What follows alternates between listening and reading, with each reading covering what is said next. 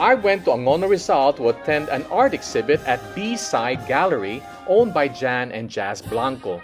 Jan is one of the 7 artist children of Jose Pitok Blanco, renowned for his folk realism murals and paintings.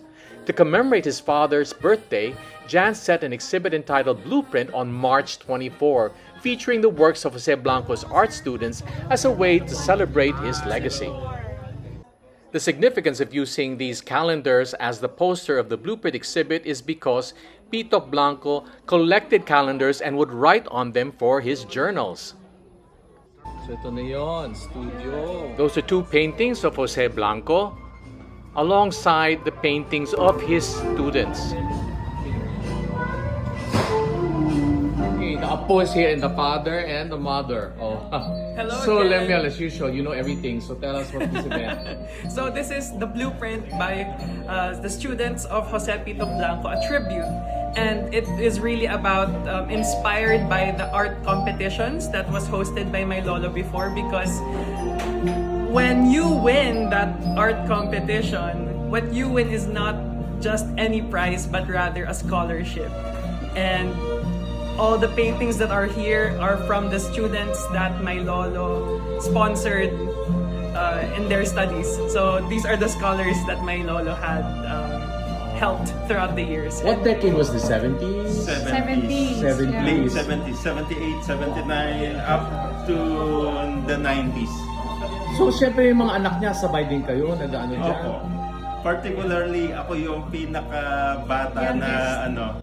For those who don't know, the Blanco family is a family of painters. Their patriarch, Jose Pitok Blanco, taught his wife and 7 children how to paint. They were all excellent, and they have a museum in Angono Rizal called the Blanco Museum, a must-see. I see, okay.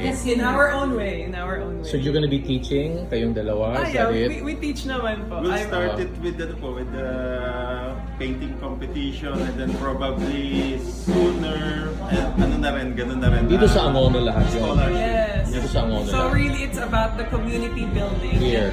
Really ensuring that every artist gets that opportunity. Kasi ang hirap rin naman kasi maging artist. Meron nga akong mga students po ni Lolo na sabi na siguro kung hindi siya naging scholar, hindi siya makapagtuloy.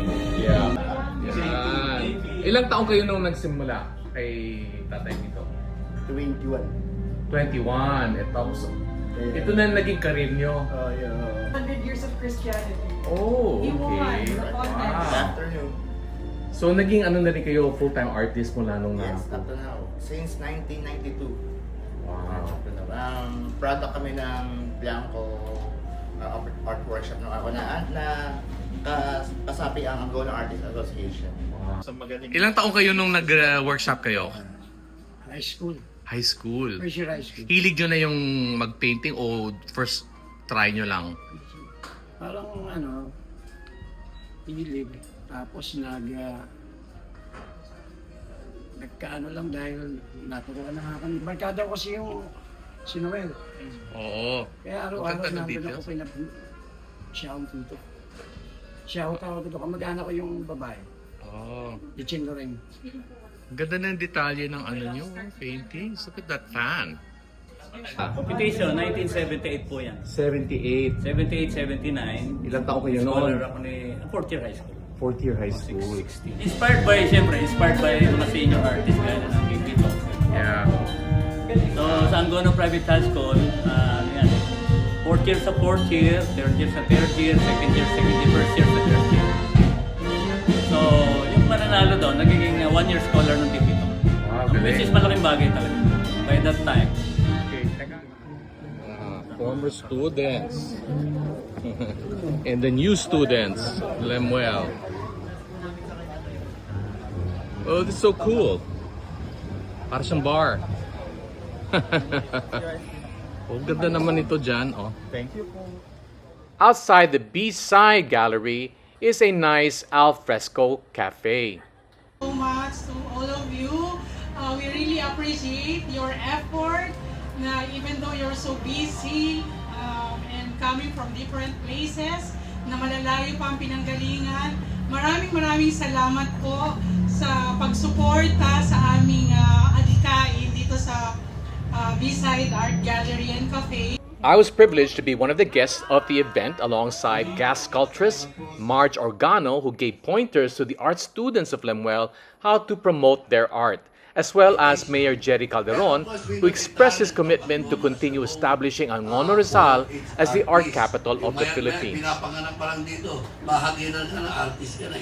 Kasi kailangan maramdaman nila yung kahalagahan nila para sa kanila. Jen Blanco, the wife of Glenn Blanco, one of the brothers of Jan, honored the artist in exhibit.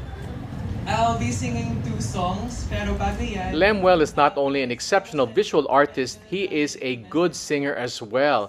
In fact, I first met him when he was about 11 when he auditioned for Talentadong Pinoy Kids. And I was so impressed by his soprano voice that from that point on, I kind of just mentored him. to my mentor, si Tito Odi. One of the songs he sang was the theme song of his grandparents. Si Lolo sa garden, kukuha siya ng mga kamya. Tapos iiwanan niya dun sa tabi. Kaya pagkagising ni Lola, nandun humahalimuyat yung mga kamya sa paligid niya.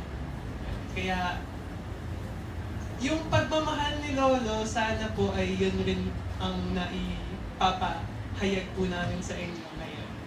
So it will be far beyond eternity, ever faithful, ever true, my love for you.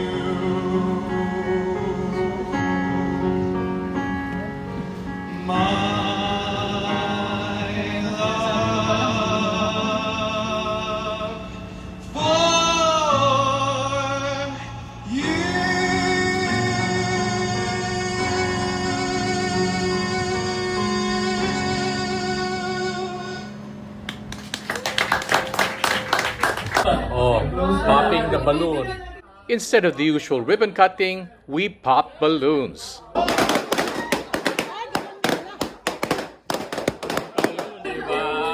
First time I come to an opening like this.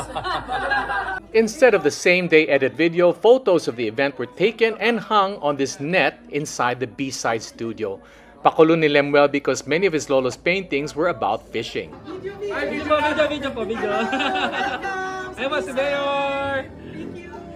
Before we all went home, Lemuel brought in his art students who showed off their artworks, and one was so good that Marge ended up buying it. Work of bronze. This is bronze. And so, the Blanco family tradition of birthing artists continues. B-Side Gallery. Yan.